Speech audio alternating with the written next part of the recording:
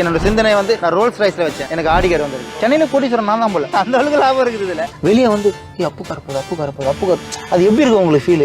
அது ஒரு பயங்கரமா இருக்கும். அது வந்து அது ஃபீல் பண்ணதே தெரியும். இந்த காரை தொடச்சால் நான் அந்த கார் எடுத்து நிப்பாட்டுறேன். எப்படி இருக்கும்? Starting 3 kilo. எவ்வளோ கிலோ வரானா ஒரு நாளைக்கு 500 கிலோ போவோம், 1000 கிலோ போவோம், திடீர்னு 100 கிலோ போவோம், திடீர்னு 300 கிலோ போவோம்.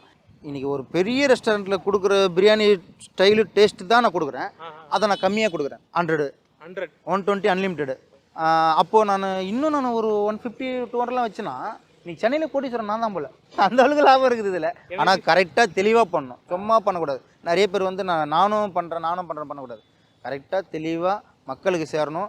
என்னை ஃப்ரான்ச்சைஸ் யாருன்னா கேட்க வரீங்கன்னா அவங்க வந்து ப்ராஃபிட் கம்மியாக தான் இருக்கணும். உனக்கு சம்பளம் 1000 ரூபாய் கிடைக்குதா எல்லாம் போவன்றதை மட்டும் வாங்க. ஏன்னா மக்களுக்கு தரமான ஃபுட்டு கொடுக்கணும், ரேட்டு கம்மியாக கொடுக்கணும், அவங்க சாட்டிஸ்ஃபேக்ஷன் ஆகணுன்றது தான் என்னோட குறிக்கோள்.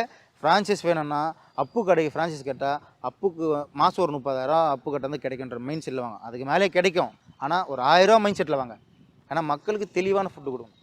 ஏன்னா அது அடுத்து கடை போதுன்னா அதே மாதிரி ஒரு 10 ரூபா 20 ரூபா இன்க்ரீஸ் ஆகும். ஏன்னா நம்ம டிரான்ஸ்போர்ட் இருக்குது, சும்மா பெட்ரோல் வரலையே, மாணவரே ஏற்றினுக்கிறாங்க பெட்ரோல். அதனால இப்போ இங்கேருந்து ஒரு சூளமேடு கடை வரப்போகுது. அங்கேருந்து வண்டிக்கு மட்டுமே 1000 ரூபா வரும். அப்போ அதுலேருந்து ஒரு 10 ரூபா 110 ரூபா பிரியாணி வைக்கிற மாதிரி இருக்கும். அப்போ அந்த கடை வர ஒரு 10 ரூபா 120 ரூபா பிரியாணி, இல்லைனா ஒரு 130 ரூபாய்க்கு மேலே வந்து நான் இன்னும் வளர்ந்துட்டா கூட 150 ரூபாய்க்கு மேலே பிரியாணி ஏறவே. ஏன்னா இன்றைக்கி ஒரு பிரியாணி 250 ரூபாங்க சாதாரணமாக. அதனால் 150 ரூபாய்க்கு மேலே பிரியாணி ஏறாது. எனக்கு இலக்கு வந்து நல்லா சம்பாதிக்கிறேன், கூட இருக்கிறவங்க நல்லா இருக்கணும்னு தான் இலக்கு. இல்லைனா நான் இப்படியே இருக்கிறேன். 2 பேர் இருந்தாலும் 2 பேரை நல்லா வச்சுக்கணும். ஒரு ஆள் இருந்தால் ஒரு ஆள் நல்லா வச்சுக்கணும். இது எல்லாமே இந்த ஆடி கார் அந்த கார் இந்த கார் எல்லாமே தூக்கி வெளியே போட்டால் கூட என்னால் முடியல தூக்கி போட்டால் கூட என்னால் ஒரு நாளைக்கு அந்த இடத்துல அப்புக்குன்னு ஒரு நேம் இருக்குது. 100 கிலோ என்னால் ஓட்ட முடியும். 4 பேர் வச்சுருப்பேன், 4 பேர் நல்லா வச்சுருப்பேன். எனக்கு ஒரு டெய்லி 2000 60,000 ரூபா வீட்டு வாடகை அந்த வாடகை இந்த வாடகை கொடுத்துட்டு ஜாலியாக இருப்பேன். பசங்க கொடுத்துட்டு போயின்னு வந்துடுவேன். அவ்வளோதான். நான் பெருசாகவும் ஆசை தான்.